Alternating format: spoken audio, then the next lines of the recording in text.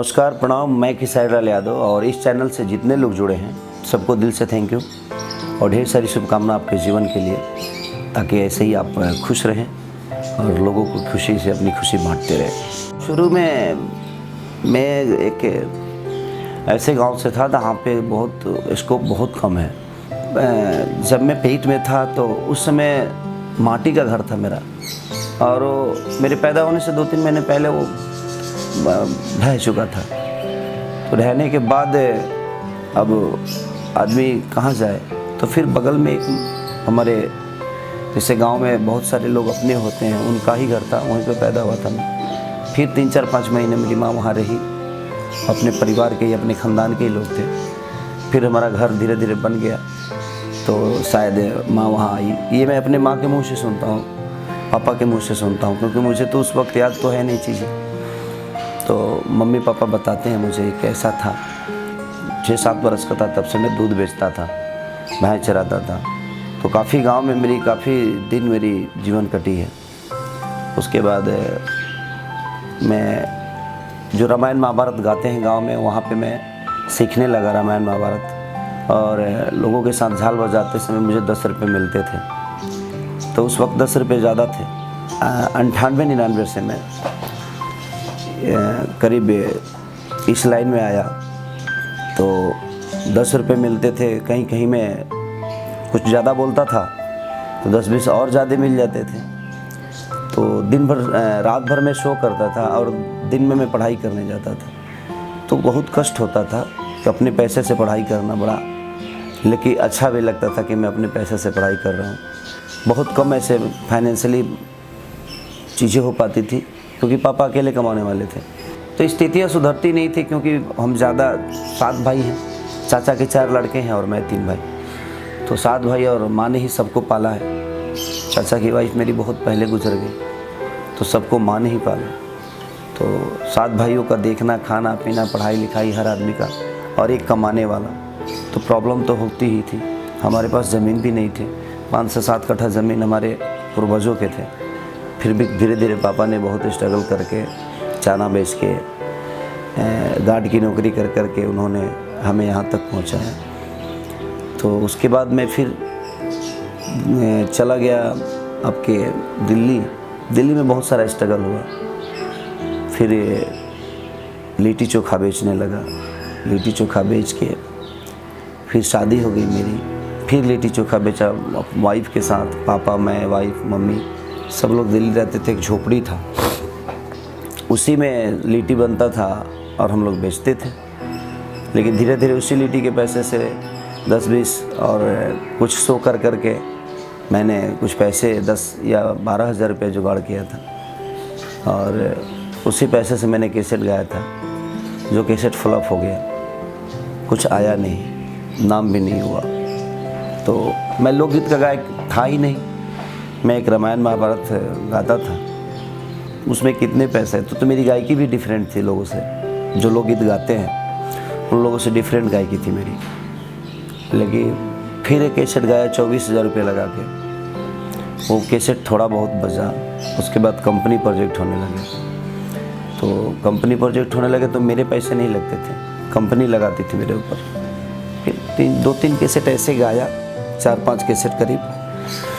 फिर उसके बाद एक कैसेट गाया मालभेटाई मेला में, और वो रातों रात इतना बड़ा, उस समय मेरी बेटी हो चुकी थी, तो वो रातों रात मुझे स्टार बना दिया। यानी लोगों के दिल में एक जगह बना दी, स्टार नहीं बोल सकते, लोगों के दिल में एक मेरी अहमियत, जो मेरी पहचान थी, जो छुपी हुई थी, उस कैसेट ने मुझे एक पहचान दिया। और रातों रात में सबके दिल का राजा बन गया। और उसके बाद सिलसिला शुरू हो गया। तो फिर उस वक्त भी मैं लिट्टी चोखा बेच रहा था।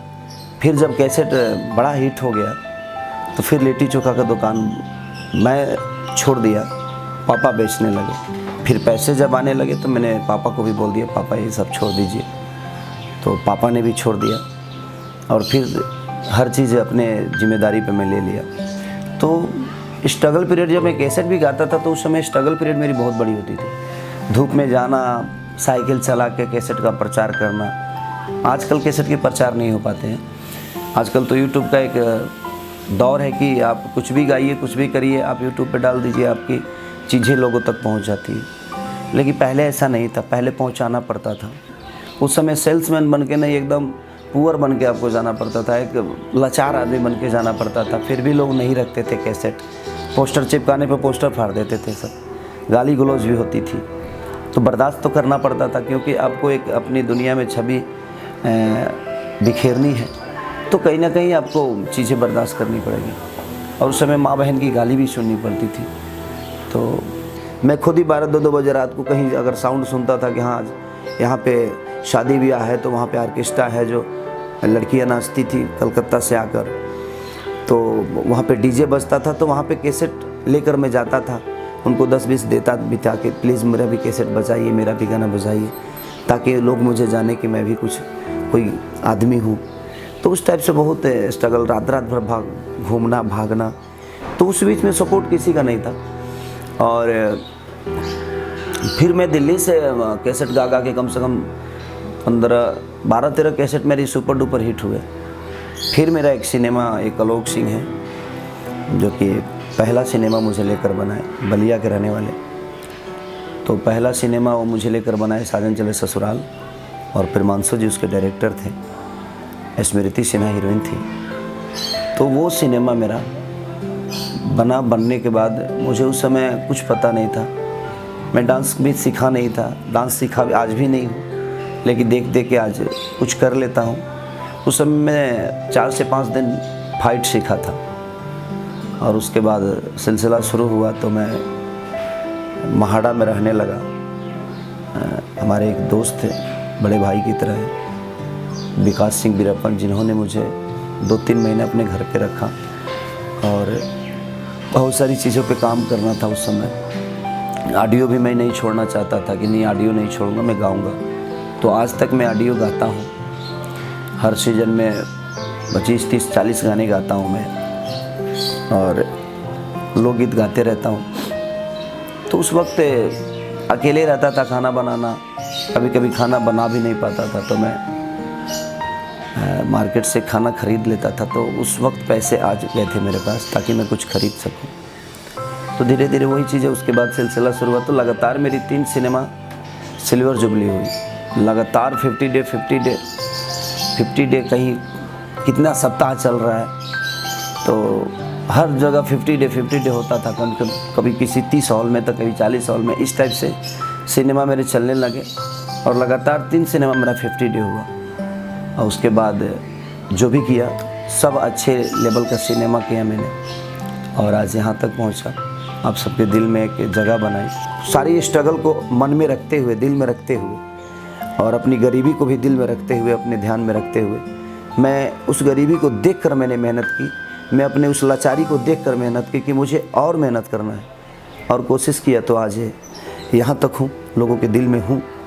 और कोशिश हर दिन करता हूँ मैं, जे आज 10 जानते हैं तो कल मुझे 15 जाने, ताकि मेरा मेहनत हमेशा ऐसे ही बरकरार रहे, और कोशिश रहे कि आज मुझे 30 करोड़ जनता मोहब्बत करती है, 40 करोड़ करती है, कल मुझे 125 करोड़ जनता में प्यार और आशीर्वाद दे। तो कोशिश यही रहती है। तो देखिए, जीवन जब तक स्ट्रगल करके यहाँ तक नहीं पहुँचे तो फिर उस जीवन का कोई मतलब नहीं। हम दौड़ के कुछ हासिल करते हैं तो हमें लगता है कि मैं दौड़ा हूँ, खुद को गिल्टी कभी फील नहीं होती। तो कोई ज़रूरी नहीं है कि हर आदमी स्टार बने, हर आदमी लोगों के दिल में अपनी अहमियत जगाए और लोगों के दिल में अपनी अहमियत बना ले। आप जहाँ भी रहें, जिस क्षेत्र में रहें, उस क्षेत्र में आपको बहुत बड़ा स्कोप है। इसीलिए मेहनत से कुछ भी हासिल हो सकता है, बशर्ते आप मेहनत कहाँ कर रहे हो, ये बहुत ज़रूरी होती है। कहीं ना कहीं आप जहाँ भी मेहनत करिए, ईमानदारी से करिए, आपको वो चीज़ें मिलेगी। और मैं उसका एक मिसाल हूँ, क्योंकि मेरे पास ना गायकी थी और ना ही कोई चेहरा था और ना ही कोई पहचान थी, लेकिन उसके बावजूद भी मेहनत किए हम, अपने औकात से ज़्यादा मेहनत किया मैंने। तो मेरी वो लेवल नहीं थी, उसके बावजूद भी पैदल घूम घूम के, ट्रेन पे बैठ के, बस के ऊपर बैठ के बहुत सारी चीज़ें की, तो चीज़ें तो आ गई ना अपने पास। आज लोगों के दिल में एक जगह तो है ना। तो बस कोशिश करिए, मुश्किल नहीं है कुछ भी, अगर ठान लीजिए आपके अंदर वो अगर शक्ति है, आपका मंजिल तय है, तो आपको कोई रोक नहीं सकता, आप दुनिया के दिल में अपनी एक जगह बना सकते हैं। चलिए प्रणाम। इस चैनल पे जो स्टोरी मैंने आपको बताई अपने जीवन की, अगर आप 10 भी इसको फॉलो करें तो शायद आप 10 की जीवन बदल जाएगी। और इस चैनल पे बहुत सारे ऐसे लोगों से जीवन से जुड़ी हुई चीज़ें हैं जो आप सुने, ताकि हो सकता है जब आप फ्रस्ट्रेट हैं तो उस चीज़ों को कभी फ्रस्ट्रेट होकर कुछ गलत काम ना करें, ताकि आपके माँ बाप आपके पीछे हैं, आपकी परिवार है, पूरी फैमिली है। तो मेरे कहने का मतलब कि जीवन में बहुत कुछ स्ट्रगल होता है। स्ट्रगल से कभी भागिए मत, स्ट्रगल से घबराइए मत, क्योंकि स्ट्रगल आपके जीवन का वो हिस्सा है जो आप जिस दिन आपको कामयाबी मिलेगी तो आप दुनिया का एक एक्सप्रेशन बन सकते हैं। आप अगर आप स्ट्रगल करके नहीं आएंगे तो आपके जीवन में कुछ बताने के लिए नहीं रह जाता है। तो स्ट्रगल को हमेशा अपना ताकत बनाइए, ताकि आपके जीवन में आपके अपने बच्चों को भी बताने के लिए कुछ तो चीज़ें हो जो आप अपने बच्चों को बोल सके कि मेरे पास ये था बेटा, मैं कुछ नहीं था। तो जब स्ट्रगल करके आएंगे तो आपकी अपनी कहानी होगी, आपके अपने इतिहास होंगे। और इस कहानी को ज़रूर पढ़िए कि एक लिट्टी बेचने वाला, एक भैंस चराने वाला, एक दूध बेचने वाला आदमी यहाँ तक पहुँच सकता है। तो आपके पास तो आप कैपेबल हैं, आपके पास तो बहुत सारी आज सुविधाएं हैं। हम विदाउट सुविधाएं यहाँ तक पहुँचे थे, लेकिन आज तो बहुत सारा स्कोप है, बशर्ते हमें लगन से चीज़ें करनी है। तो आप लगन से चीज़ों को करिए। बस दिल से थैंक यू। इस चैनल को ढेर सारा प्यार दीजिए और अपने जीवन को कभी डिप्रेशन में लेके मत जाइए। कोशिश करिए कि आप दुनिया के इतिहास बने और उस इतिहास के पन्ना दुनिया पढ़े और कुछ सीख मिले आपसे। Thank you.